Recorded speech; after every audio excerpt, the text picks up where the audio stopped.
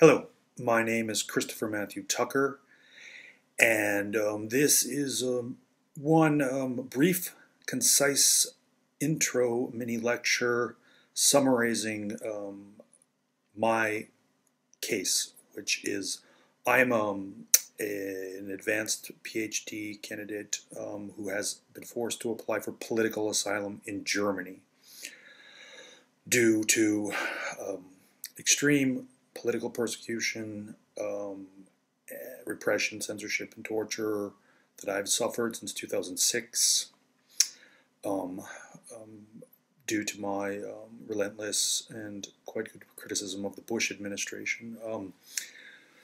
The point here of this mini lecture is to be basically, I just wanted to state the main points of my case, my allegations, and alert you to my blog, which is paraconstitutionalexile.blogspot.com, where I have and will be posting videos, hopefully more, as well as copious amounts of material, links to evidence. I'm going back to 2008 when I started the blog to document my case.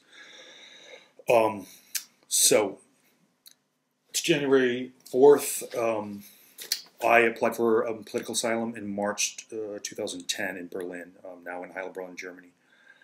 The basic points in my case are going back till an article I published in 2004, which was very controversial, ideological protectionism and the Bush administration's misuse of science and information in the policy process.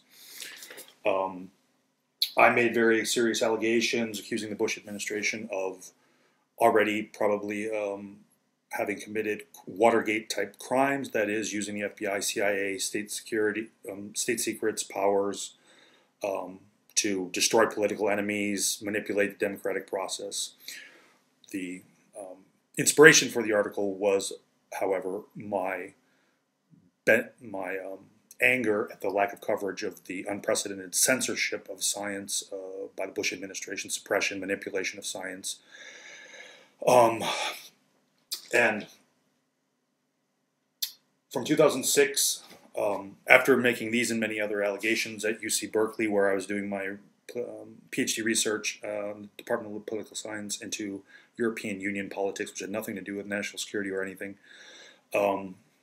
But I happened to be colleagues with some of President Bush's key war on terror architects, John Yoo in the law school, who was also the torture regime architect and basically the go-to lawyer when Bush and Cheney wanted dictatorial powers, as well as Matt Croning, who was on Rumsfeld's staff, had an office a few doors down from me. He wrote the first comprehensive anti-terror strategy for President Bush.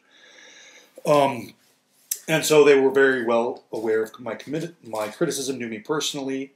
And in 2006, from then on, I was put on a blacklist, blacklisted as an enemy of the state, effectively stripped of all human and constitutional rights, and brutally, systematically persecuted, illegally purged from the university, denied any access of employment. My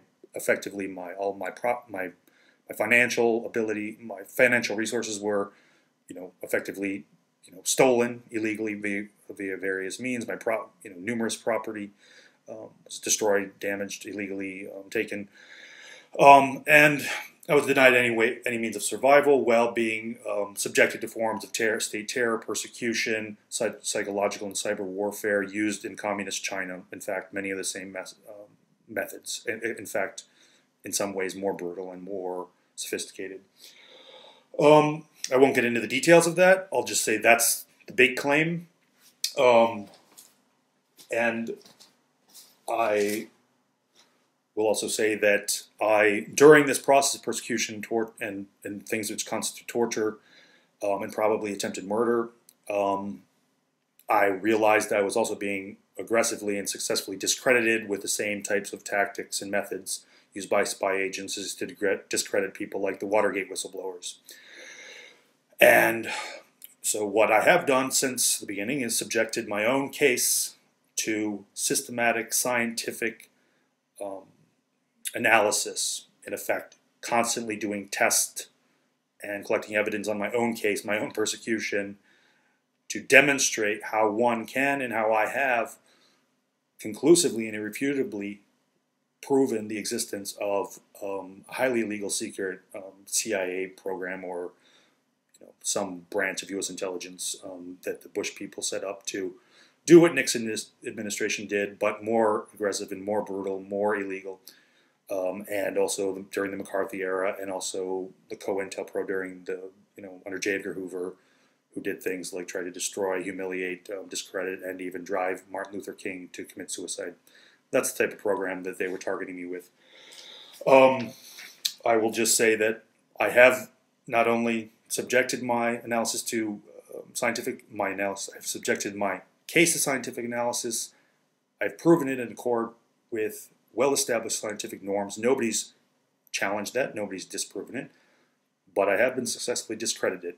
And there's a mountain of discrediting records, rumors around America to make sure that anybody who does any superficial investigation never learns the truth. Just some brief pieces of evidence and claims. I was the first American to make some very important deductions from my situation, my persecution, because I understood this was part of a bigger program. I document on the record, and also in many documents you can find on my blog. The first two document that there was existence of at least one, and actually probably more, ideological type blacklist, McCarthy type blacklist. This has been confirmed in congressional records. In several documents, and I had realized and deduced that the only way for the Bush administration and CIA to do the things they were doing to me was to be claiming literally totalitarian powers without the knowledge of Congress, and specifically the power to use the military and CIA within the U.S., which nobody knew about, suspend the First Amendment, which makes anybody's political speech, they're not protected, so they can be treated, and the other, they can be punished, persecuted, whatever, because of their political speech if the Bush people thought it harmed their egos or the war or whatever. And the third important thing is they could treat American citizens, therefore, with the legal status of an enemy. That means no human rights, no constitutional rights, full force of any military, spy, intelligence tactic. They could do anything they wanted to you. There was no constitution. It was a complete totalitarian relationship. And they successfully resorted to some of the most extreme forms of totalitarian repression, censorship, persecution that I'm aware of in the West since Adolf Hitler, in my case at least. On March 2nd, 2009, I sent evidence and a letter to Senator Leahy, Senator Feinstein, U.S. Intelligence and Judiciary Committee, saying, I know that you guys don't, to my knowledge, you have no awareness that this is going on, but the Bush people are claiming unprecedented war on terror powers, just as I just described. Goes into some details. You can find this document on my blog, various places. Sent this in the morning. I have fax records of that. In the afternoon, the Obama administration declassified some of President Bush's secret legal memos, confirming precisely what I had said in this document, this letter, and many others. The next day, so the press didn't know about it, Congress didn't know about it, but they were claiming dictatorial powers. The next day, you can find that in numerous journals. March 3rd, 2009. Here's one from Harper's, Scott Horton, legal expert, saying we didn't know it at the time, but for basically, since 9/11, this country was a dictatorship, which, in fact, it was. And nobody knows how these powers were used. A week later, Seymour Hersh, famous Pulitzer Prize-winning investigative journalist, uncovered the My Lai massacre and many other things, made the same allegation I did, shocked the media, said there was a CIA program targeting people as enemies of the state. I had been saying the same thing, but I was the first. If anybody knows him, pass on my message. I'd surely like to talk to someone. Here's simple documentation of which you can find on my blog, but it's obstruction of justice, major crimes, type 5 years in jail covering up my case. Since then, I have been effectively a political prisoner. This persecution has continued in Germany. Same method, same things. I've been denied any access to any legal lawyer advice in America. I've been prevented from getting any to defend my constitutional human rights in front of any independent, impartial judge. I've been denied access to the media.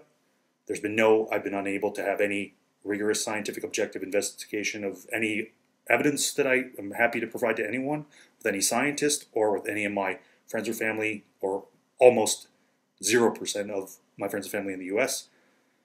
And my friends and family are being our communications are being censored, or they've been silenced and threatened with national security letters. The same thing is also happening in Germany, where I have many academic colleagues, and I was quite respected for my research by European experts in European Union. In contrast to the discrediting narrative, as I said, basically depicting me as totally crazy, there have actually been people who all of the people who I have had time to go over my case with have confirmed it. Here's several letters from people from Amnesty International saying, that they and also Catholic, Protestant, Christian leaders have confirmed that I've been persecuted, tortured, my life may be in danger, blah, blah, blah. There's also a bunch of petitions in here. So there is quite a good deal of evidence.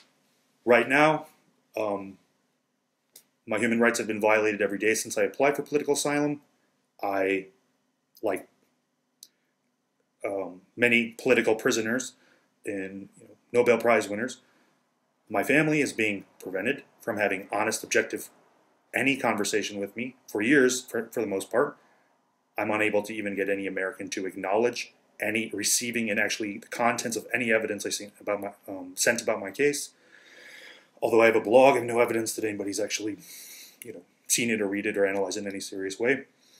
And if I have been threatened with death, torture, a life of homelessness by various CIA agents if I do not destroy this evidence, and the same type of things have happened to me in Germany. All of the people who have supported me and know the truth have been silenced with state terror, totalitarian methods. And